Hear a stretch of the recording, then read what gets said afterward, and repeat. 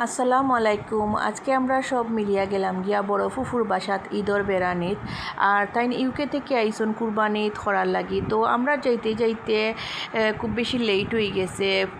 খানির time হয়ে গেছিল, প্রায় 10টা 10:30 বাজি গেছে। আমরা বাসাত মেহমান আসলা, তো তারারে বিদায় দিয়া তো আমরা বড় ফুফুর বাসাত গেলাম। আর বড় ফুফু বলতে তাই না আমরার ফ্যামিলির সব থেকে বড় মেম্বার।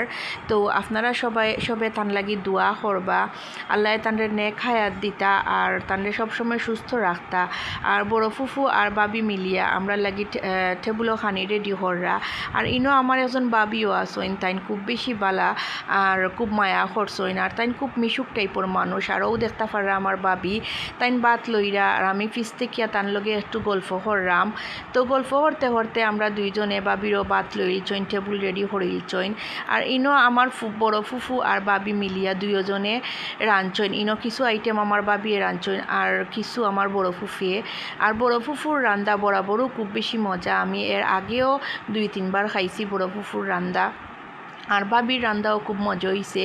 থ্যাংক ইউ আপনারারে আমরা লাগি অত আয়োজন করার লাগি।